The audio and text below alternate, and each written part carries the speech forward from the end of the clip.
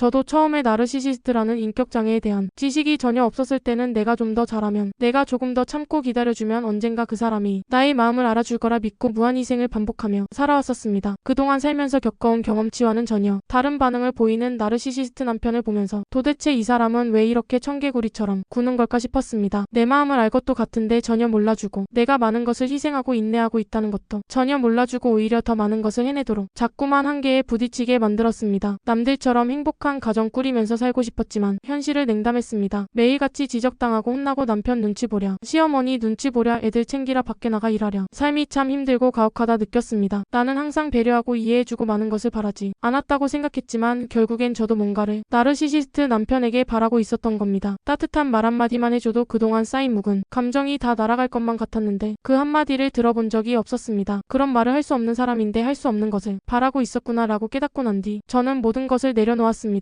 지금의 현실은 너무 힘들고 답답하고 죽을 것 같이 괴로운데 앞으로도 나는 이렇게 계속 살아도 괜찮은지에 대해서 계속 스스로에게 질문했습니다. 결혼도 내가 하겠다고 했고 잘 살아보겠다고 큰 소리치고 결혼해놓고 이제 와서 이혼한다고 하면 주변에서 날 어떻게 볼까? 이혼 후에도 내가 과연 잘 버텨낼 수 있을까? 이런 오만까지 생각을 해왔습니다. 현실을 벗어나고 싶은 욕망은 컸지만 이것을 깰 용기는 쉽게 나지 않았습니다. 그래서 고민만 하며 지낸 시간이 무척 길었습니다. 상황은 나아지지 않고 늘 그대로인데 제 마음만 바뀌고 있을 뿐이었습니다. 그러다 어느 순간 자기 전에 이런 생각이 들기 시작했습니다. 이혼하면 내 인생은 어떻게 되는 걸까? 지금보다 더 행복할까? 아님 지금보다 더 불행할까? 경제적으로 힘들긴 해도 애들이랑 지내면 마음은 훨씬 더 편해질 것 같긴 한데 하면서 눈을 감고 상상을 하기 시작했습니다. 마음 편하게 아침에 눈 떠서 아이들 학교 갈 준비를 도와주고 학교 다녀오면 반갑게 맞이해주고 소소한 일상 이야기 나누며 아이와 재밌게 대화하는 상상을 했습니다. 아이들이 아빠 눈치 보며 쭈뼛쭈뼛거리는 모습이 아닌 자연스럽게 엄마와 이야기하고 자신이 하고 싶은 것을 자연스럽게 할 수 있는 모습을 상상했습니다. 따뜻한 집이라는 것을 아이들이 느꼈으면 좋겠다는 마음이 어느 순간 제 마음 안에서 커지기 시작했습니다. 크고 좋은 집이 아니라 할지라도 언제든 나갔다 들어오면 편히 쉴 수 있는 집을 느껴보게 하고 싶었습니다. 저 역시도 일 마치고 집에 들어가기 싫은 날이 수도 없이 많았습니다. 매번 남편과 부딪히고 감정 싸움을 해야 하고 집안일도 돌봐야 하고 아이들과 놀아줘야 하고 체력적으로나 정신적으로 힘이 붙였습니다. 집에서 편히 쉬고 싶은 마음이 드는 것이 아니라 집에 가면 또 무슨 일이 나를 기다리고 있을까 하는 생각이 항상 먼저 들었습니다. 집이 부담스럽고 가기 싫고 최대한 늦게 가고 싶었습니다. 저도 그런데 아이들은 오죽할까 싶어서 더 늦기 전에 움직여봐야겠다 하던 차에 타이밍이 왔을 때 바로 실행에 옮겼습니다. 정말 예상하지 못했던 많은 일들이 일어났고 저는 그때마다 항상 감정적으로 흔들리지 않으려고 많은 노력을 기울였습니다. 너무 힘들 때는 앞으로 나에게 어떤 좋은 일이 오려고 이러는 건가 하며 스스로를 다독인 날도 참 많았습니다. 제가 드리고 싶은 이야기는 나르시시스트와의 관계 때문에 힘드신 상황 속에서 어떻게든 버티고 계신 분들이 계시다면 상상을 한번 해보세요. 상대가 배우자일 수도 있고 부모일 수도 있고 연인일 수도 있겠지요. 이들과의 관계는 깊어질수록 나만 피폐해지는 관계입니다. 내가 노력한다고 한들 그들은 절대 바뀌지 않습니다. 이미 상처를 받을 대로 받아서 너무 지쳐있는 분들도 계실 것이고 아니면 이 상황을 극복해보기 위해 노력하고 계신 분들도 있을 겁니다. 그들과는 멀어져야 한다는 게 팩트이고 그 다음엔 내가 단단해져야 한다는 거예요. 자꾸 그 사람들에게 휘둘리면서 상처받는 거에 익숙해져 자존감이 자꾸 꺾여지는 경험을 내 힘으로 이겨내야 합니다. 마음의 힘을 키워내야만 홀로서기를 좀 더 수월하게 할 수 있다는 것을 말하고 싶습니다. 누군가의 영향력 아래에서 수동적인 삶을 살다가 갑자기 주도적인 삶을 살 수는 없습니다. 하지만 내가 전략을 세워서 할 수 있는 것부터 하나씩 해나가다 보면 옆에서 아무리 소리 지르고 난리를 쳐도 나는 평화로운 상태가 되어갑니다. 그때가 돼야 내가 좀 단단해졌구나 하고 느끼게 됩니다. 작지만 작은 성공을 하나씩